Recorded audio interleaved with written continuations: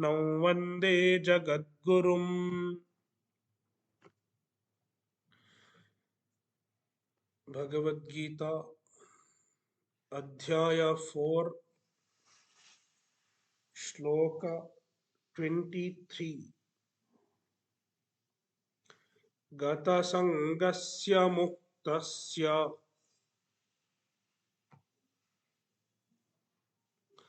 Jnanavasthita Chetasaha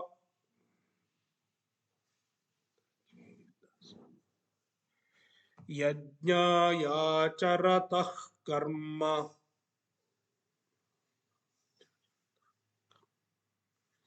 samagram praviliyate.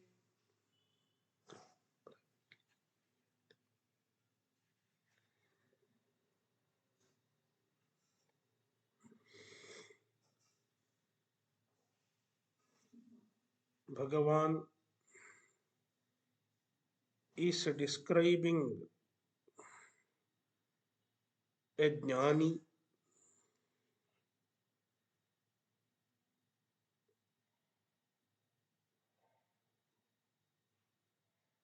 We can classify jnanis into two types based on the extent of their engagement in karma. Pravritta jnani and nivritta jnani. Nivritta jnani is a jnani who has given up almost all karmas. He is doing only minimum karmas, the karmas that are needed to sustain his life. He does only that much karma. Bhagavan described such a jnani, Shariram kevalam karma kurvannapnoti kilbisham. He does only Shariram kevalam karma, karma that are required to sustain the body.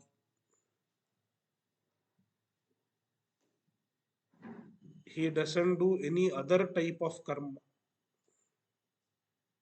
Ideally, such jnanis are sannyasis because the lifestyle of sannyasa allows giving up of all other types of karma. Now, there can be another type of jnani called pravritta jnani. Despite being a jnani, he is engaged in various types of karma.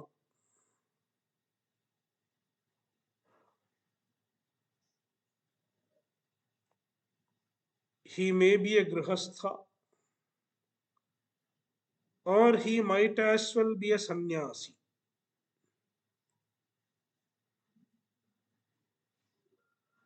Despite being a jnani, he has not given up karma. He is engaged in various types of karma.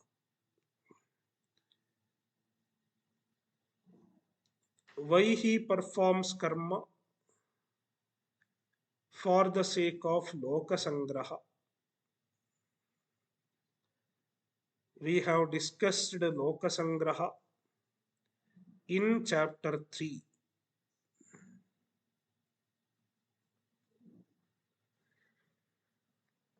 This shloka Shloka 23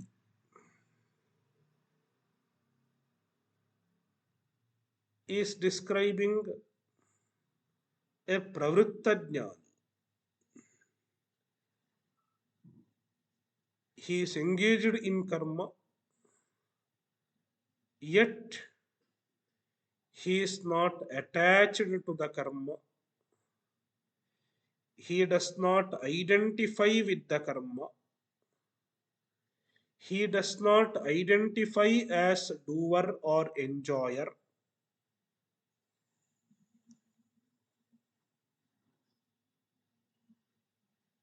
because he is a jnani.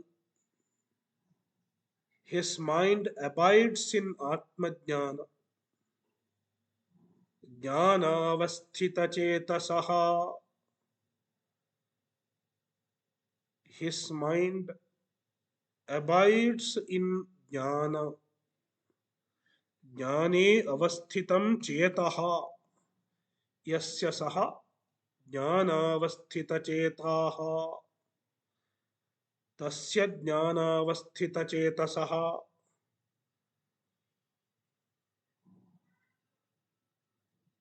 His mind abides in Jnana,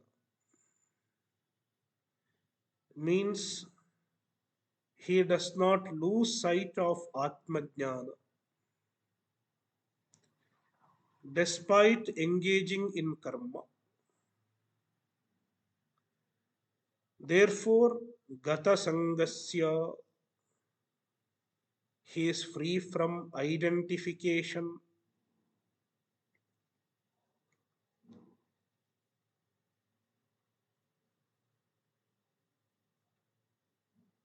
We can understand Gata Sangasya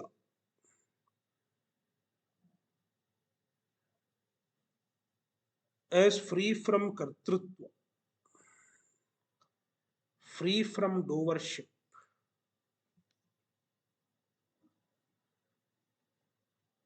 And Muktasya, he is Muktaha, he is free. We can extend it to mean free from Bhoktrutva, enjoyership, free from doership and enjoyership. Yet he is performing karma. Why?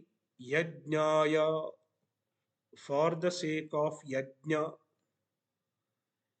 implying lokasangraha. Lokasangrahartham yajnaya karma acharataha.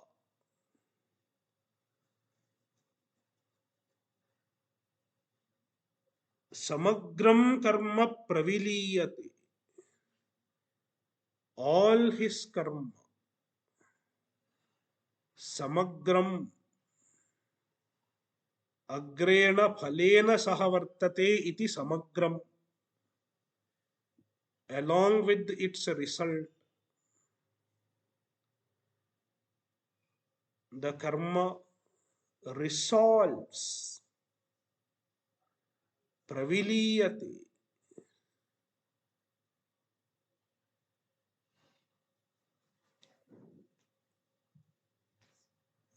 The karma as well as its result, both are as good as absent.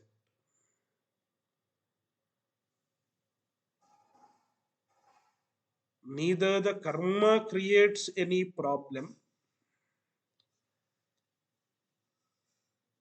nor the karma phala creates any problem.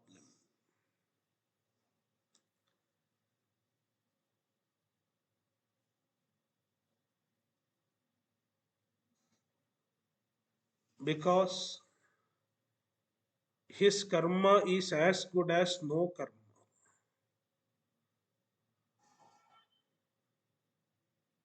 Since it is free from kartrutva and bhoktrutva.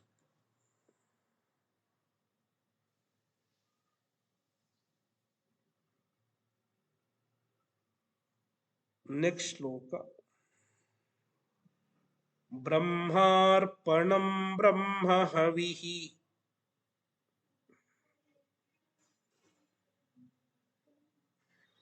brahmagnau brahmanahutam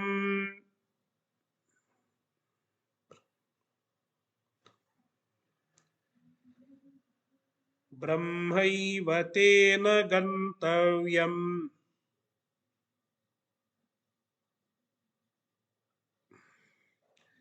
brahma karma samadhina.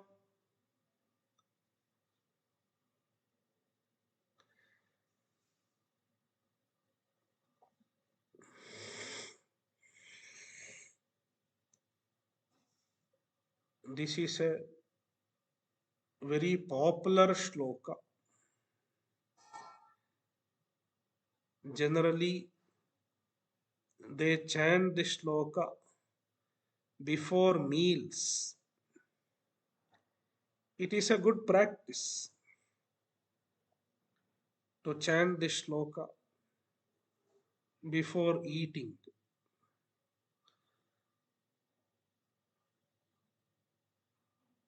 Whether you know the meaning or not, one can chant this shloka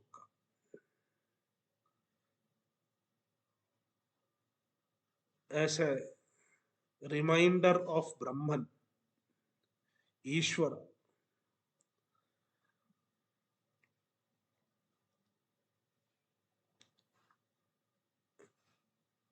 This shloka has a very profound meaning.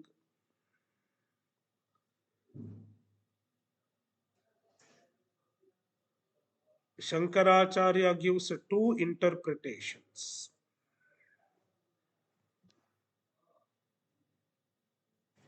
One interpretation is from the standpoint of a pravritta jnani.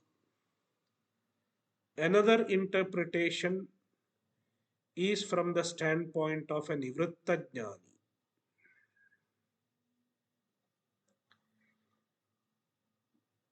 Let us see the first interpretation.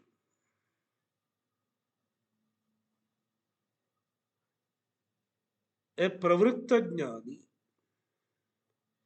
he may be performing various activities,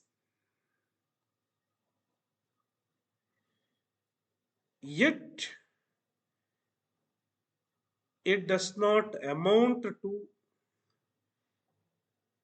a karma.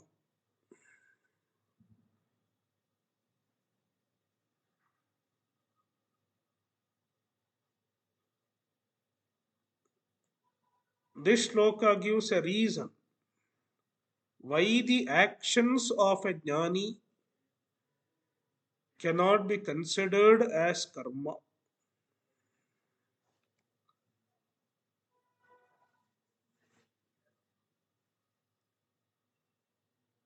An activity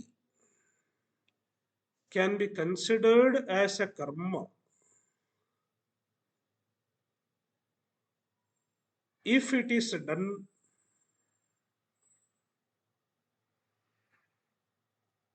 with the understanding of the reality of the differences in terms of kriya, karaka, phala, etc.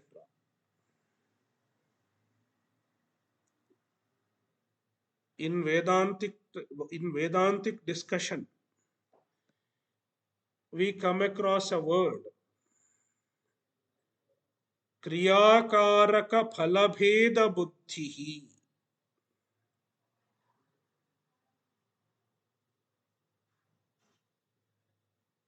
There are various ways of explaining duality. One way of explaining duality is in terms of kriya, karaka, and phala. Kriya means action. Karaka means factors related to action. An action is possible only when there are certain factors responsible for the action. For example, the agent or subject, one who does the action, the doer, it is a karaka. In Sanskrit, it is called karta. Without karta, no action is possible.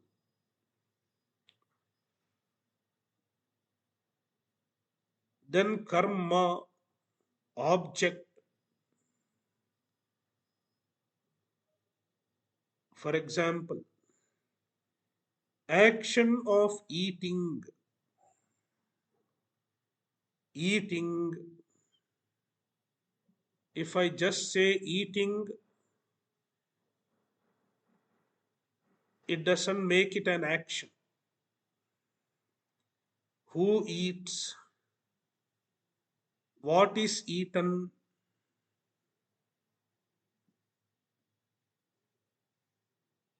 And then there is instrument, karana.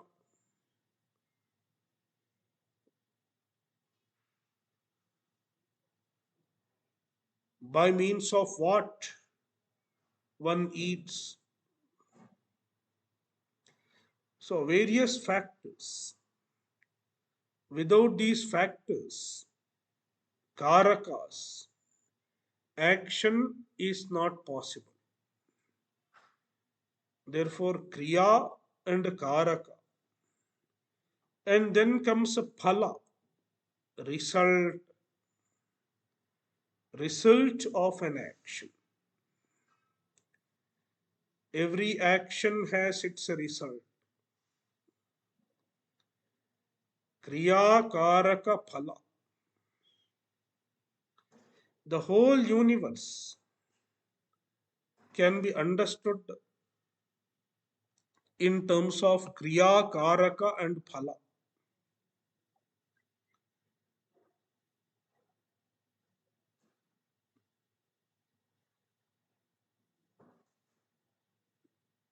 The duality. Duality is nothing but kriya karaka phala bheda. The differences in terms of kriya karaka and phala.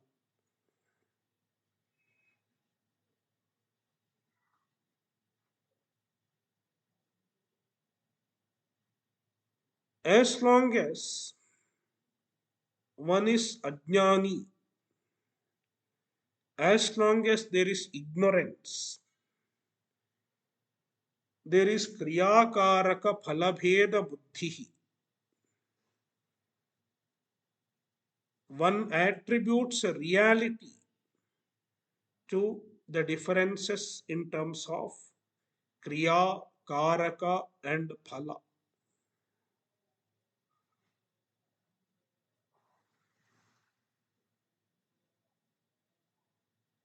But when there is a jnana,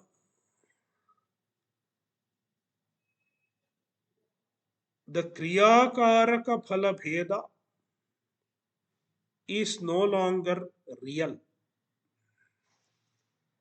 A jnani does not attribute reality to kriyakaraka phalabheda. Why? Because a jnani has understood that there is only one reality, that is Brahman. Brahman is the only reality for a jnani. Therefore, the differences in terms of kriya, karaka, and phala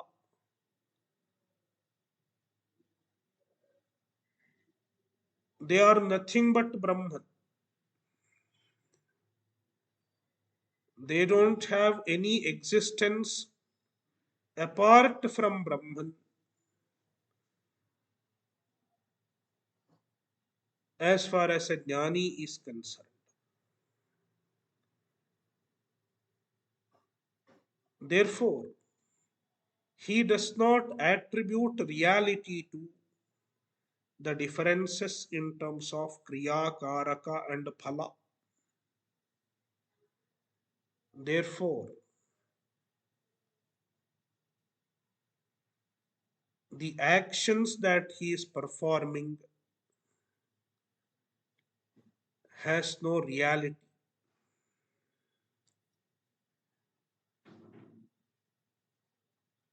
Since he does not attribute reality to kriya, karaka, phala, his actions are as good as no actions. His karma is as good as akarma. Karmani akarma pashyati.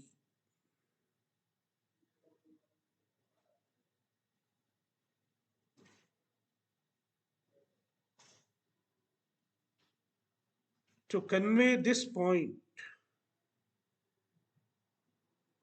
Krishna takes one particular type of action, that is a fire ritual. Suppose a pravritta jnani is performing a fire ritual. What happens? Even while he is performing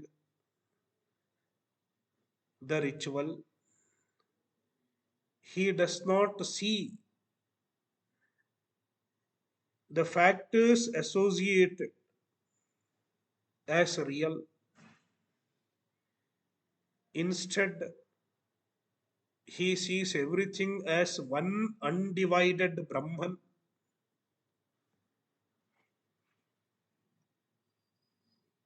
Brahma Arpanam. Arpanam.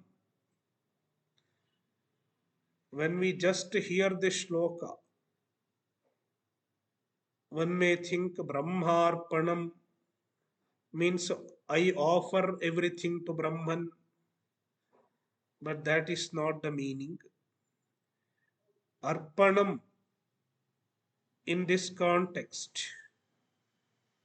refers to a particular type of vessel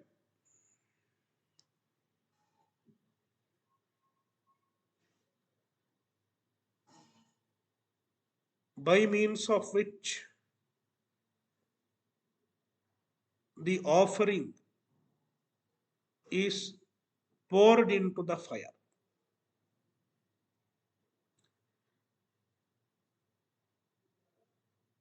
Is a kind of vessel used in a ritual, used in a fire ritual, a Vedic ritual. So Arpanam is instrument of offering, like a spoon. Brahma Arpanam, when he is offering oblation to the fire, the instrument of offering, it is called Karana, Karana Karaka. It is Brahma, Arpanam Brahma. The instrument is Brahman. That means the instrument is not real for him. Brahma Havihi, Havihi, the oblation, the offering that is poured into the fire, it is also Brahma. Havihi Brahma. Brahmagnau Brahmanahutam. Brahmagnau, the fire is also Brahman. Brahmanahutam, the Karta, one who is performing, he is also Brahman.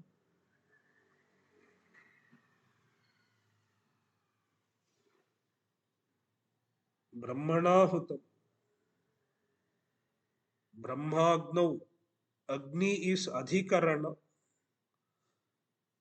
For those who are familiar with the various types of karakas in Sanskrit grammar, Adhikarana karaka is Agni. Karma karaka is Havihi.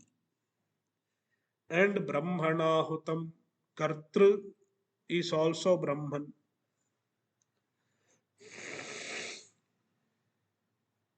Brahma karma samadhina. And who has this vision? A Brahmajnani who has Brahma karma samadhi. A jnani is described as Brahma karma samadhi. For him, the karma is Brahman. The very action, the very process, kriya, is Brahman. And he is engaged in that. Being a pravritta jnani, he is engaged in the action, karma, which is in his understanding nothing other than Brahman. Brahma karma samadhina tena jnanina, by the jnani, gantavyam brahma eva. Gantavyam, praptavyam, the phala, even the phala is Brahman. In short, kriya karaka phala, everything is Brahman. That means the kriya karaka phala bheda, the division of kriya karaka and phala, is not real for a jnani. Therefore, his action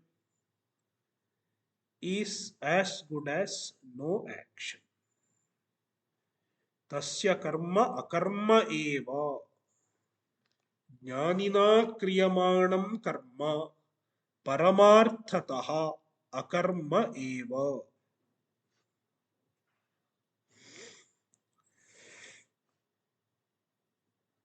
This is one interpretation.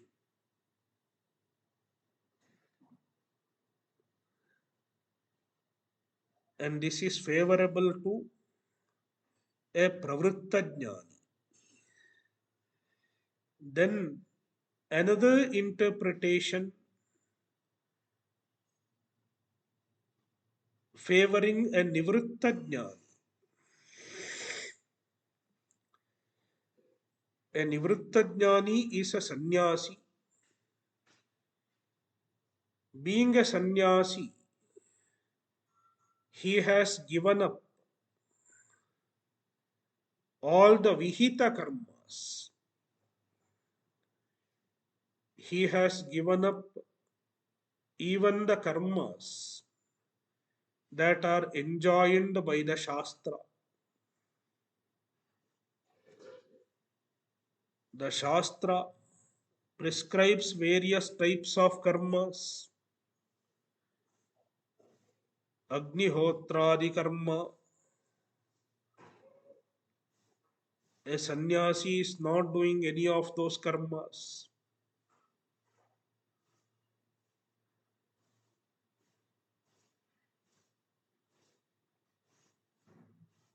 Then somebody might try to raise an objection towards a sannyasi, against a sannyasi. He is not performing the prescribed karma. Is he not violating the injunctions of the Shastra by not performing the Vihita karma?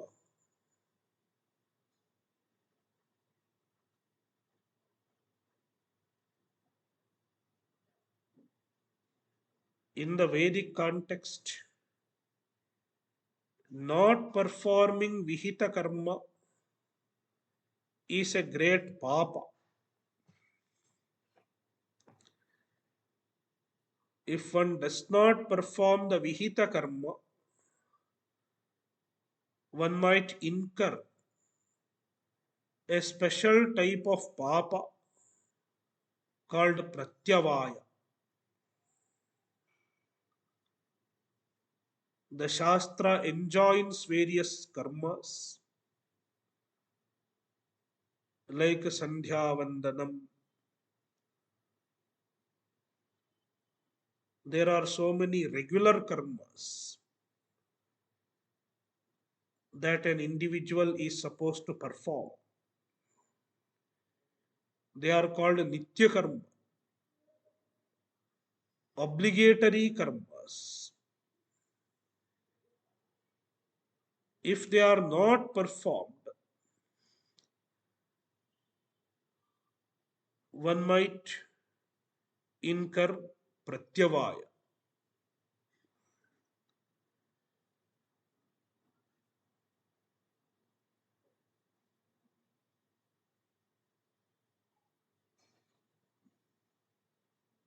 An ordinary astika is aware of this and he looks at a sannyasi, a jnani sannyasi. All sannyasis need not be jnanis. There may be ajnani sannyasis also. A sannyasi who is a jnani is under discussion. He looks at a sannyasi who is a nivritta jnani. He has given up all karmas.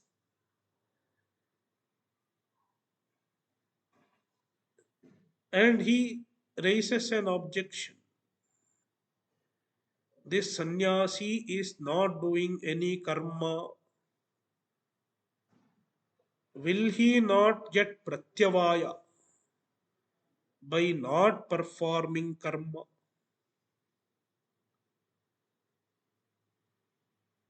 Then Krishna gives the answer in this shloka.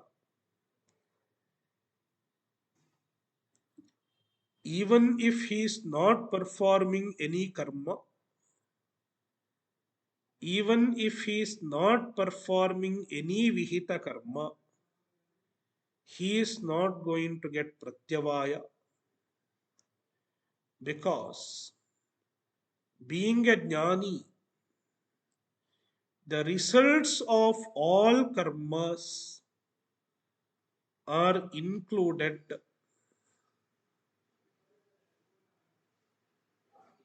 in the very jnana.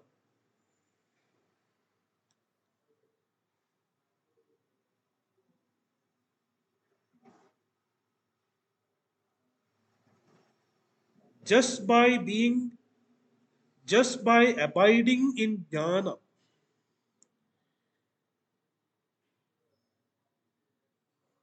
he accomplishes the purpose of performing all karmas.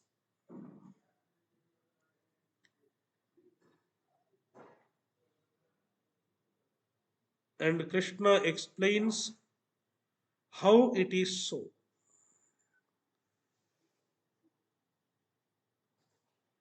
For a jnani,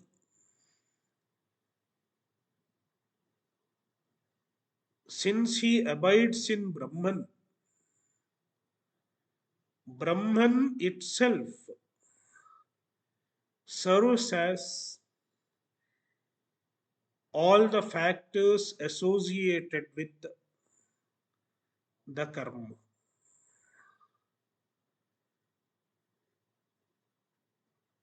Since Brahman itself serves as all the factors associated with the karma, he does not need an external action. He does not need any external action or any external paraphernalia of action. Brahma Arpanam. Here the tone is different. For a Nivritta Jnani, Brahman itself serves as Arpanam,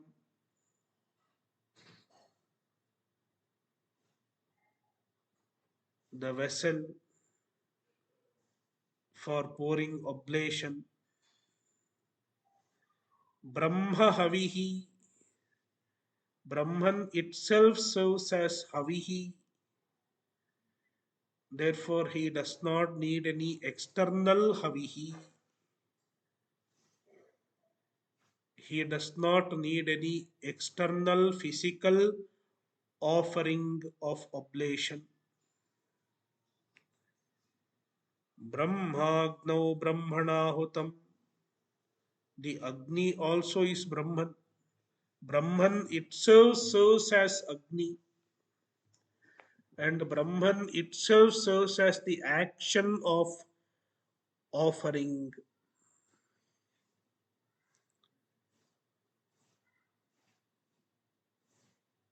Brahma karma samadhina tena. For him, Brahman itself is karma, the actions, the kriya.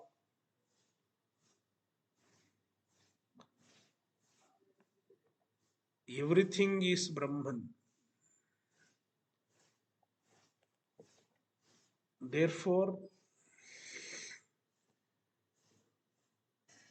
Brahmaiva tena gantavyam also.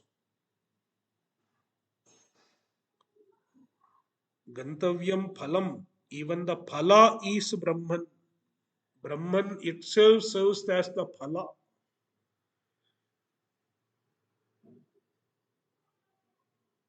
Therefore, he does not need any external action because Brahman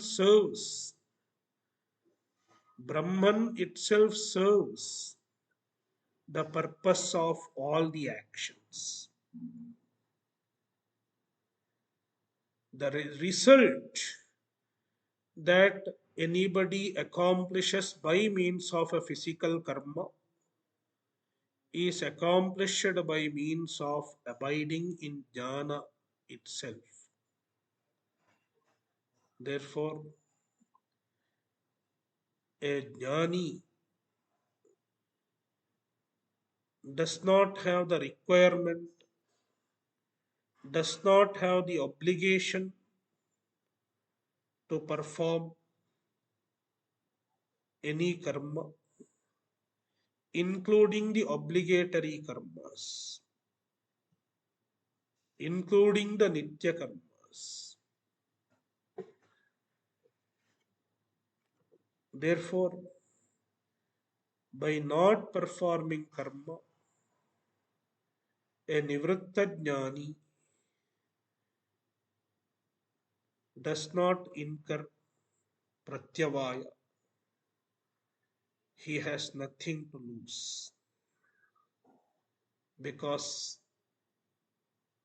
everything is Brahman and everything is his own self. When everything is your own self, you cannot lose anything.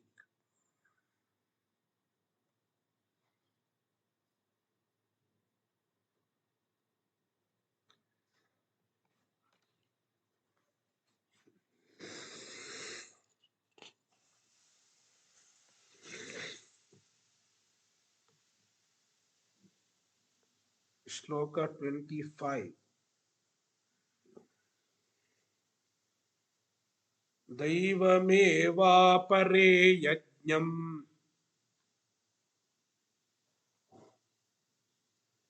yoginah paryupasate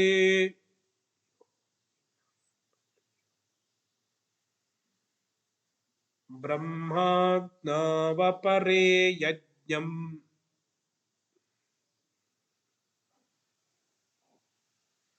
yajñenaivopajuhvati.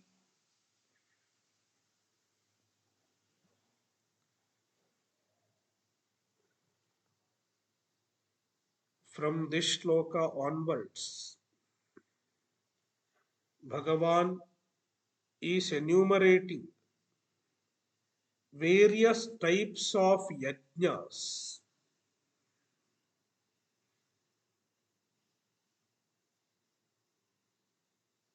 Every spiritual discipline that brings about purity of mind is called a yajna.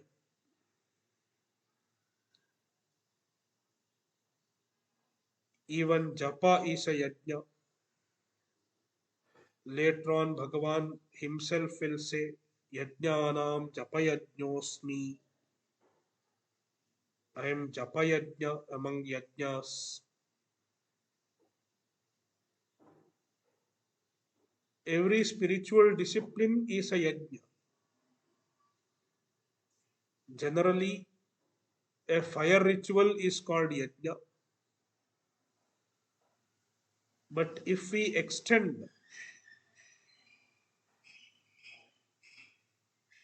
the meaning of yajna, every spiritual discipline can be called a yajna.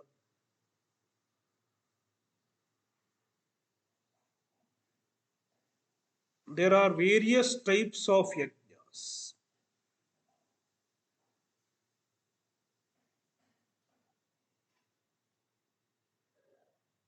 Among the sadhakas, among the mumukshus, you find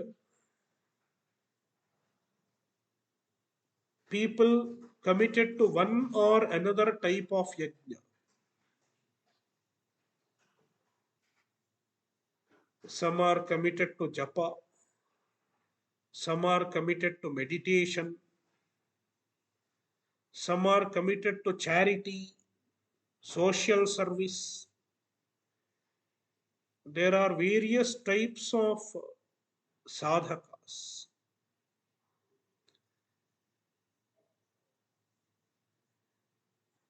Krishna is enumerating a few of them,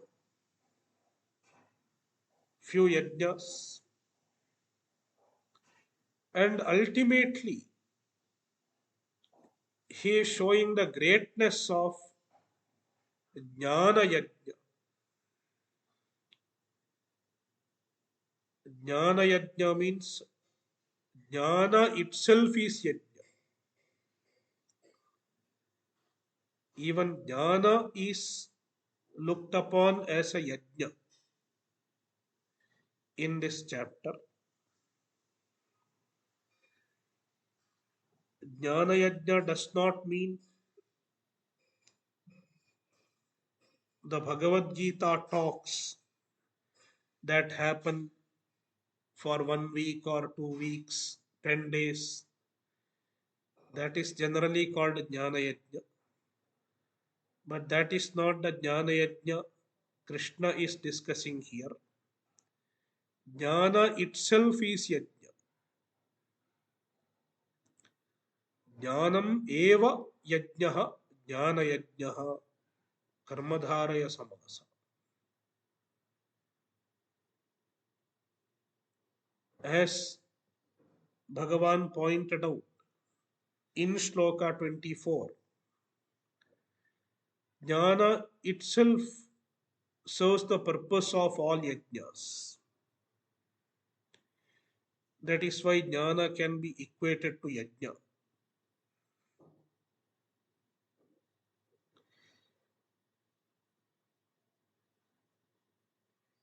He is comparing all other yajnas with the Jnana Yajna.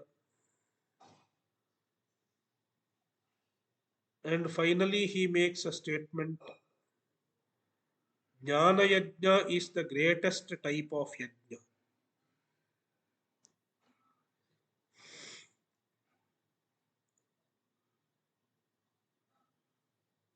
All the other Yajnas culminate in Jnana Yajna. All the other Yajnas are meant for accomplishing Jnana Yajna. Once Jnana Yajna is accomplished, all other Yajnas become redundant.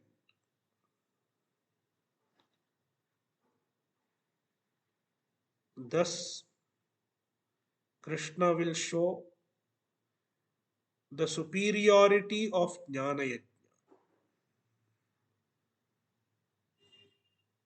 In order to show the superiority of Jnana Yajna, he is enumerating other yajnas.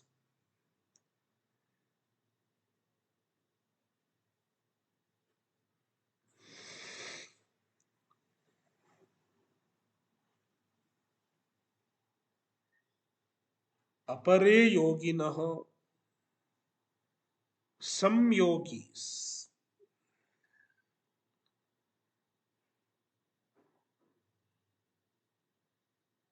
Here, yogi refers to any spiritual seeker, any mumukshu who is committed to a particular discipline is called a yogi. Apare yoginaha, some yogis, daivam eva yajnam paryupasate, they perform daiva yajna. They are predominantly committed to daiva yajna. They worship various devatas through various types of rituals, committed to puja, committed to homa.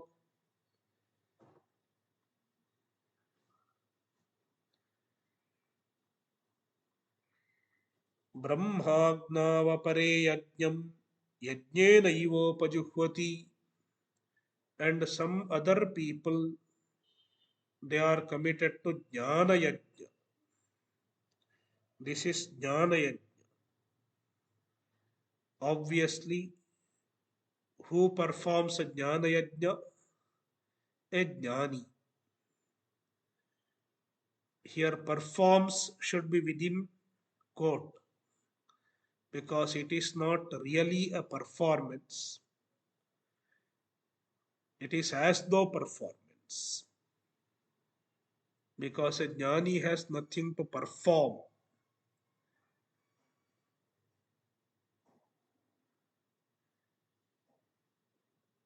In jnana, performing is a figurative usage.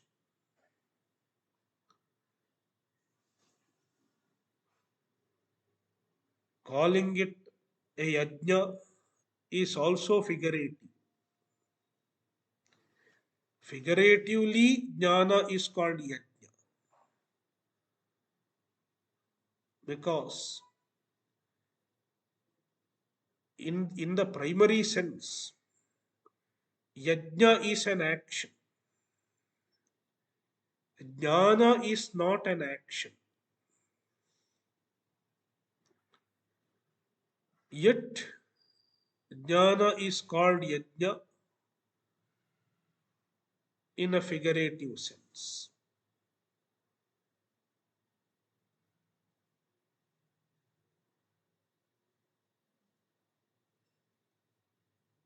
And it is performed by jnanis. Apare yoginaha, some other yogis, brahmagnau, and in this yajna, the fire is Brahman. Brahma Agnau, while calling Jnana Yajna, while calling Jnana a Yajna, there is some kind of metaphor. A metaphor is used to equate Jnana with Yajna. And in this metaphor, Brahman is looked upon as fire. Brahma Agnau and Atma, Jivatma is, uh, is depicted as the Ahuti, the oblation.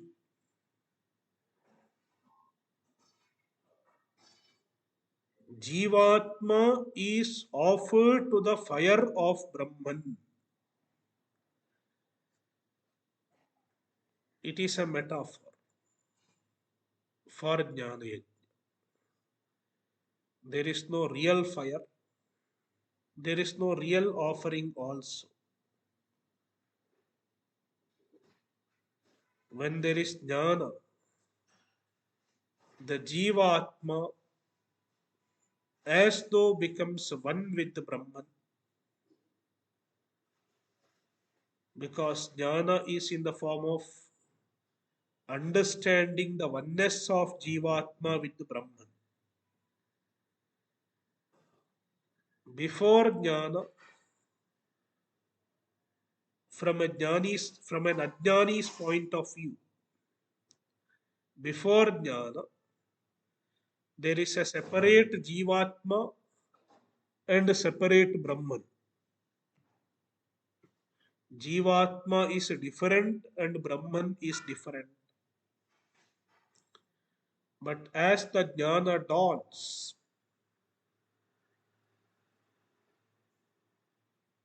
with the understanding of the true nature of Jivatma, the previously conceived limited individual melts away as it were, and it becomes one with the Brahman. There is only Brahman. The Jivatma is swallowed up by Brahman.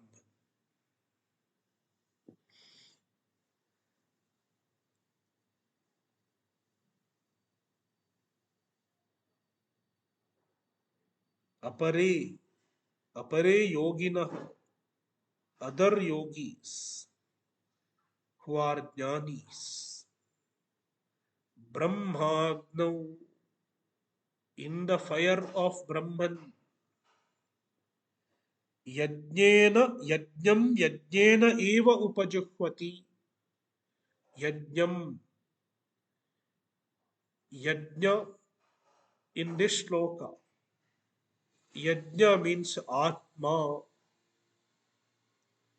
Jivatma, not the real yajna here. We have to understand the word according to the context.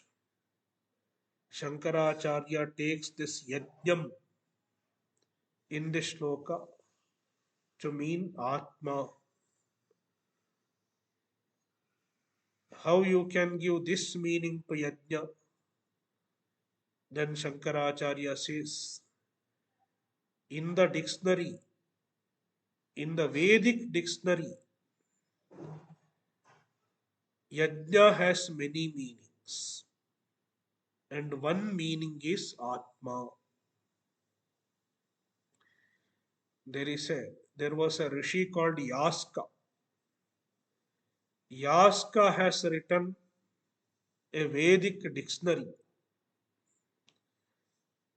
The meanings of certain words that are used in the Veda. It is called Nirukta. Yaska's Nirukta. In Yaska's Nirukta, he has given the meaning of yajna, one of the meanings of the word yajna as Atma. That is why yajna means Atma, Jivatma, yajnena eva, in the form of Atma, implying understanding the true nature of Atma. When you understand the true nature of Atma,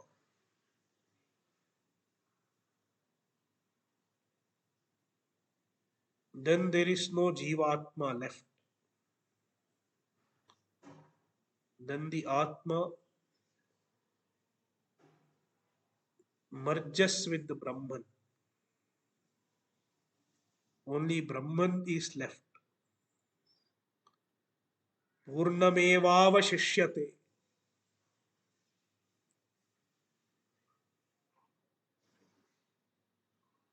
Upajuhvati. They offer.